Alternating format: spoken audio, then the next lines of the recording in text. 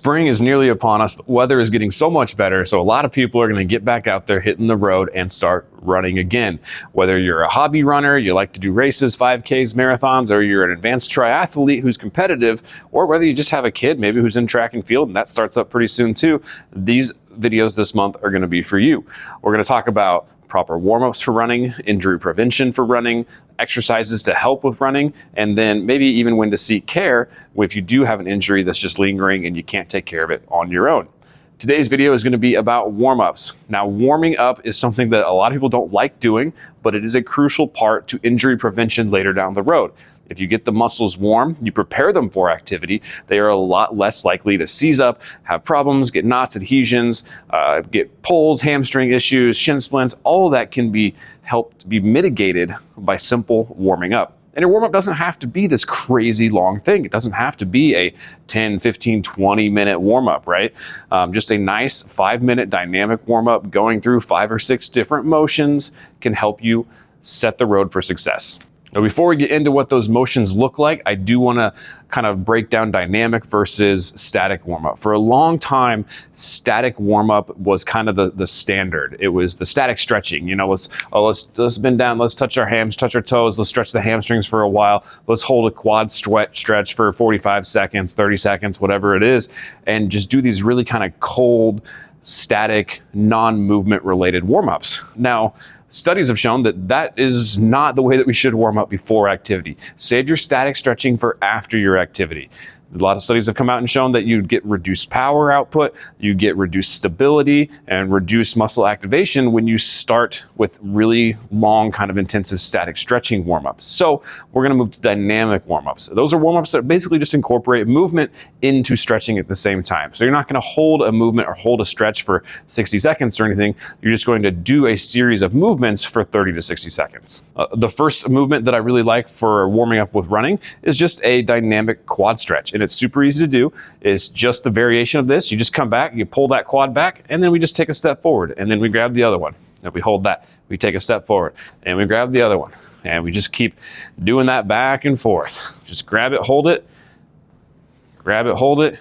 take a step forward, grab it, hold it, and you just kind of walk like that for about 30 to 60 seconds. Now, notice you're not holding that stretch for more than a second or two at a time, but as you do that, you're gonna notice that quad starts to loosen up quite a bit towards the end of that warm-up. The next one that I really recommend for runners tackles the back of the leg. That's gonna be the hamstring. This is called the Frankenstein walk or high kicks. You've probably seen it or probably done this. And it's basically just that leg extension walk, right? Kind of that strict march, and you're really focusing when you do this on kicking that leg up nice and high, trying to get it above the belt line so you get that really nice stretch in the hamstring. But you're not doing that long static hamstring stretch. It's more dynamic. You're keeping movement in it. Do that for about 30 to 60 seconds as well. All right, the next one I like to do, and I see a lot of runners already doing this, which is awesome. This helps loosen up the hip area and the glutes, is you're gonna get on a fence or up against the wall, and this is just your side-to-side kicks. And so it's just this nice motion here. We're just kicking out. We're really trying to open up that leg on the outside and get it out to about the waistline. And really let those hips kind of twist through that motion. Do about 30 seconds on each side. The fourth movement that I like is also for the hips. This is just called the hip opener. Super easy to do. We're going to stand on one leg. We're going to come up to about 90 degrees, and then we're just going to open that hip out to the side. And we come back forward, and we go back down. And so it's just this motion. Just really working on opening up the adductors a little bit and getting that mobility in the hip. And same thing, about 30 to 60 seconds on each side. And I know that running is a very lower body engaged thing, but we do want to do a little bit of warm up and get the muscles up top ready to go as well. So nothing beats arm circles for that. We're just going to stand straight out like this, and let's just start with small little arm circles. This is going to engage the traps, the shoulders, and the delts, and just get blood flowing to the upper body here. We're going to go about 30 seconds one direction, and we're going to go about 30 seconds the other direction.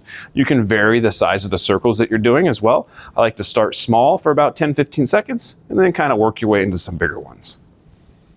So those 6 dynamic stretches are super good to start. If you start with just those, then you are already on the right track. You can also add things like leaping bounds, skipping, anything that keeps the blood flowing and just gets the muscles working and takes them through a range of motion while you do the movement instead of just holding that range of motion like a static stretch. Give those a try before your next run.